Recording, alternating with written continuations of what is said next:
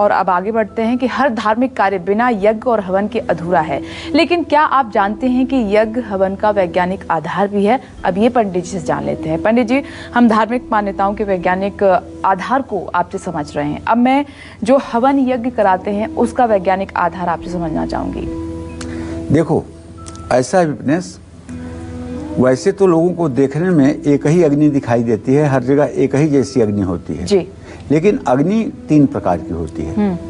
एक अग्नि होती है दावाग्नि जी, जो आग लगा करके जंगल और संसार को जला देती है। दूसरी अग्नि होती है बड़वाग्नि, जो समुद्र में रहती है, जो समुद्र के सतह को हर समय मेंटेन रखती है। समुद्र इसीलिए समुद्र में बाढ़ आकर के कभी कुछ नहीं होता, कभी बाढ़ आ गई, कभी समुद्र घट गया, कभी बढ़ गया, ऐसा नहीं होता है।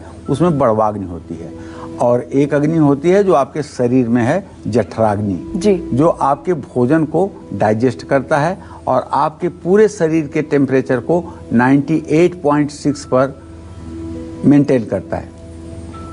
तो भारतीय संस्कृति में अग्नि को बहुत पवित्र माना गया है, क्योंकि अग्निदेव जो है ये समस्त प्रकार के कर्मों के साक्षी है। अग्नि से जुड़ा एक प्रमुख संस्कार है हवन। इसे अग्निहोत्र भी कहते हैं। यज्ञ इसी का विस्तृत रूप है। वेदों में कहा गया है कि हवन उतना ही जरूरी है जितना व्यक्ति के लिए जल। जब हवन में जौ, तिल, कस्तूरी, केसर, चंदन, इलायची, गुग्गल, घी, चावल, शहद, छुआरा, गिलोय, शक्कर, नागरमोथा जैसी सामग्रियां डाली जाती हैं, तब इनका सबसे पहला लाभ वातावरण को होता है। इससे वातावरण शुद्ध हो जाता है और ज्यादा यज्ञ करने से पृथ्वी पर बरसात अच्छी होती है, फसल अच्छी पैदा होती है, लोगों में रोग नहीं होता है।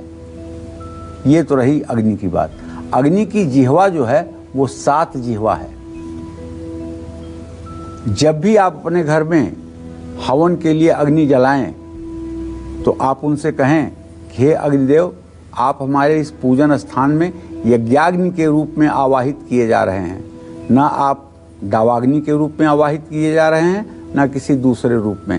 आप सिर्फ यज्ञाग्नि के लिए आवाहित हैं और यज्ञ का कार्य संपन्न करें, यही आपसे प्रार्थना है। तो यज्ञाग्नि के रूप में चतुर्भुज रूपधारी अग्निदेव आपके हवन कुंड में प्रकट होकर आपकी आहुतियां लेंगे और उनकी स्वाहा नाम की पत्नी उस आहुतियों को देवताओं तक पहुंचा देगी और उनकी स्वधा नाम की पत्नी पितर कर्म में जो आप कर्म करेंगे उसे पितरों तक आपके पहुंचा देगी। ये अग्नि की 2 पत्नियां हैं, स्वाहा और स्वधा। स्वाहा देव कार्य में आहुति पहुंचाती हैं और स्वधा पितरों को आपकी आहुतियां पहुंचाती हैं। ये बात जानना बहुत जरूरी है। तो पंडित जी ने आपको बताया और उम्मीद ये कर रहे हैं कि आप जानकारी नोट भी कर रहे होंगे, क्योंकि आज पंडित जी आपको वैज्ञानिक महत्व के बारे में बता रहे हैं। तो हवन और यज्ञ के बारे में पंडित जी ने आपको बताया। अब आगे बढ़ते हैं, बात करते हैं कि हिंदू मान्यताओं में पूजा के दौरान दीपक जलाने का विशेष महत्व है। लेकिन क्या आपको पता है कि दीपक जलाने का वैज्ञानिक पहलू भी होता है? अब ये पंडित जी से जानते हैं। पंडित जी, आज बहुत रोचक जानकारी आप हमारे दर्शकों तक पहुंचा रहे हैं, क्योंकि दीपक बहुत महत्वपूर्ण स्थान रखता है पूजा में। क्योंकि धार्मिक महत्व तो आप लगातार बताते रहे हैं, आज मैं आपसे वैज्ञानिक महत्व जानना चाहूंगी इसका। देखिए, हिंदू परंपरा में पूजा के दौरान दीपक जलाने की मान्यता है। दीपक 2 बार जलता है। एक तो पूजा शुरू होने के पहले ही दीपक जलता है। बिना दीपक जले कोई कार्यक्रम शुरू ही नहीं होता है। जब दीपक जल जाता है तब व्यक्ति प्रार्थना करता है, भो दीपम देवरूपस्तम कर्म साक्षी है विघ्नकृत यावत कर्म समाप्ति स्यात् तावत तुम सुस्थिरो भव। हे दीप देवता, आप हमारे कर्मों के साक्षी हो जाइए और जब तक मेरा यह अनुष्ठान न पूरा हो तब तक आप स्थिर रूप से बने रहिए। दीपक वह पात्र है जिसमें घी या तेल डालकर सूत के या रुई की ज्योति बना करके उसे जलाया जाता है। दीपक की ज्योति का धुआं एयर प्यूरिफायर का काम करता है। शुद्ध घी या शुद्ध तेल की सुगंध हवा में मौजूद हानिकारक कणों को बाहर निकालती है। शुद्ध देसी घी का दीपक वातावरण में ऑक्सीजन को बढ़ाता है। आपका घर और शरीर रेडियो एक्टिव वेव के बुरे प्रभावों से काफी हद तक बचा रहता है। शरीर पर खतरनाक वायरस और बैक्टीरिया प्रभाव नहीं डाल पाते हैं। तेल का दीपक जलाकर पूजा करने से पूजा करने वालों के चारों तरफ बहुत पतला सा सुरक्षा कवच बन जाता है। ये तो एक दिए की बात हुई। आपने एक ऐसा भी दिया देखा होगा जब पूरे हिंदुस्तान में करोड़ों करोड़ों करोड़ों दीप एक साथ जलते हैं, वो दिवाली के दिन। दिवाली के दिन कोई ऐसा घर नहीं होगा जिस घर में 10, 20, 50, 100 दिए ना जलते हों और पूरे भारत में एक साथ दिया जलाया जाता है। वो सीजन ऐसा होता है खेती का जब छोटे छोटे कीड़े खेती के फसल को नष्ट करते हैं और वो दीपक देखते ही आकर के नष्ट हो जाते हैं। तो जब पूरे भारत में एक साथ दिया जलाया जाता है तो वो जो कीटाणु खेती को नुकसान पहुंचाने वाले जीव हैं वो आकर के दीपक के सामने हरे हरे रंग के वो कीड़े अपने आप मर जाते हैं। सुबह अगर आप देखें तो सारे मतलब कि फर्श पर आपके वो छोटे छोटे कीड़े दिखाई देंगे। कितनी बड़ी सोच है सनातन धर्म की। जरा सोचिए, अन्न के महत्व को बढ़ाने के लिए एक दिन में एक साथ दीपक प्रज्वलित करके एक साथ एक बीमारी से मुक्ति। ऐसा नहीं है कि उत्तर प्रदेश में दिया आज जला तो मध्य प्रदेश में कल जलेगा, महाराष्ट्र में परसों जलेगा ना, एक दिन जलेगा, दिवाली की शाम को जलेगा और हर जगह पूरे भारत में एक साथ जलेगा। कीटाणुओं का नाश होगा, सृष्टि का कल्याण होगा, फसल अच्छी पैदा होगी और मनुष्य का जीवन सुखमय होगा। और दिवाली के दूसरे दिन से फिर वो कीड़े आना बंद हो जाएंगे। आपके घरों में जो कीड़े झुंड के झुंड गिरते थे वो आना बंद हो जाएंगे। तो पंडित जी ने अब आपको दीपक का वो वैज्ञानिक आधार, वैज्ञानिक महत्व बताया कि दीपक का वैज्ञानिक महत्व है क्या। आगे बढ़ते हैं क्योंकि आज का ये एपिसोड बहुत खास है। आज आप जान रहे हैं हर धार्मिक मान्यता का वैज्ञानिक पहलू, वैज्ञानिक आधार क्या है। पीपल के पेड़ की पूजा का बहुत महत्व माना गया है, लेकिन पीपल के पेड़ की पूजा का वैज्ञानिक महत्व क्या है, अब ये पंडित जी से जानते हैं। पंडित जी बताएं। हिंदुओं में पीपल को जल से सिंचित करने का एक धार्मिक कर्म माना जाता है।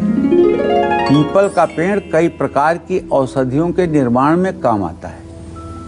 पीपल एक ऐसा वृक्ष है जो 24 घंटे ऑक्सीजन छोड़ता है। पीपल के पेड़ के पास रहने से कई रोग अपने आप दूर हो जाते हैं और शरीर स्वस्थ रहता है। लेकिन पीपल के नीचे बैठकर मल मूत्र का त्याग नहीं करना चाहिए। जो लोग पीपल के नीचे मल मूत्र का त्याग करते हैं ऐसे लोग जन्म जन्मांतर तक नरक भोगते हैं। और जो लोग अहंकार में आकर के पीपल के पेड़ को क्षतिग्रस्त करते हैं, पीपल के पेड़ को काटते हैं, ऐसे लोग जो भोग भोगते हैं वो वही बता सकते हैं कि किस तरह से उनकी दुर्गति होती है, ये वही बता सकते हैं। पीपल देव वृक्ष है। भगवान कृष्ण ने कहा है कि वृक्षों में मैं पीपल हूँ। इसीलिए तो वृक्षों में वो पीपल हैं और उनका वास है। इसीलिए तो पूरे भारत में हर शनिवार को पीपल के पेड़ के नीचे दिया जलता हुआ जरूर मिलेगा। लोग परिक्रमा करते हुए जरूर दिखाई देंगे। पीपल एक ऐसा वृक्ष है जिसको छूने मात्र से डिप्रेशन दूर होता है। आप विश्वास करेंगे? छूने मात्र से डिप्रेशन दूर होता है।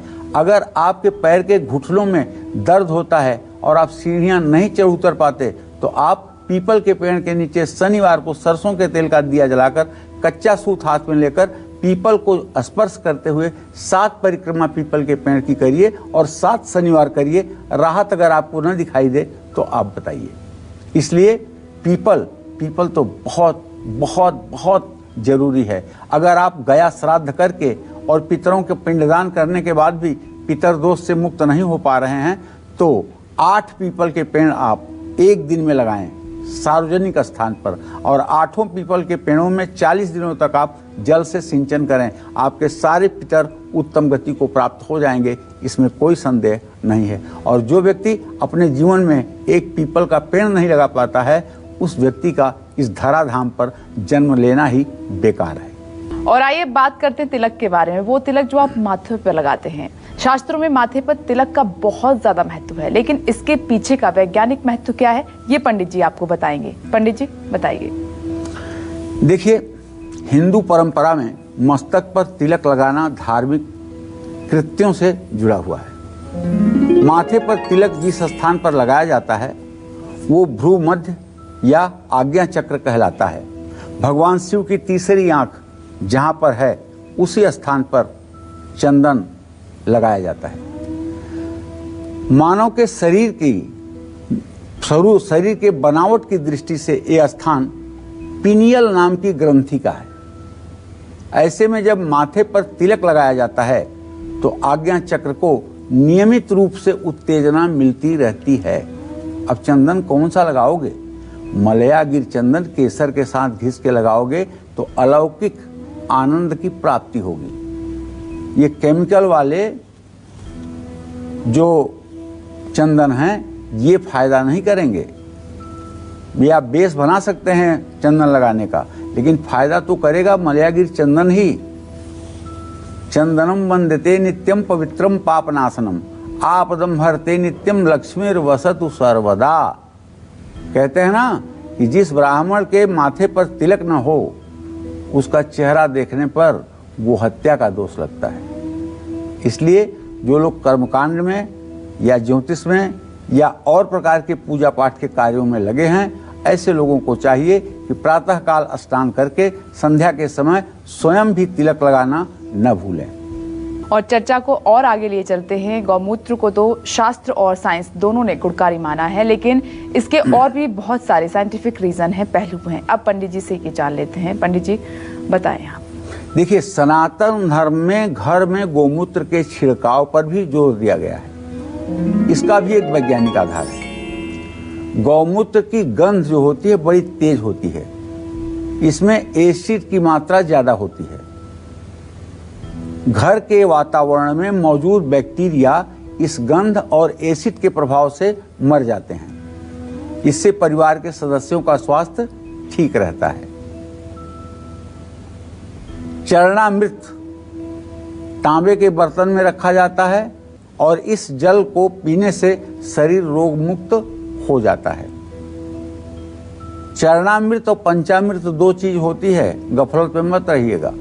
जब केवल जल हो भगवान को स्नान कराया हुआ तो वो चरणामृत होता है, और जब दूध, दही, घी, चीनी, शहद और गंगा जल मिला करके उससे देवी देवताओं का अभिषेक किया जाता है तो उसको कहा जाता है पंचामृत। ये पांचों चीज शरीर को शुद्ध और निरोगी रखती हैं। पंचामृत से शरीर की रोग प्रतिरोधक क्षमता तेजी से बढ़ती है और स्वास्थ्य अच्छा रहता है। नमस्कार, मैं हूं मानक गुप्ता। अगर आपको हमारा ये वीडियो पसंद आया हो तो इसे लाइक और शेयर जरूर करें, और हां, हमें सब्सक्राइब और फॉलो करना ना भूलें ताकि आप देश और दुनिया की कोई खबर मिस ना करें। तो जुड़े रहिए हमारे साथ और देखते रहिए News 24।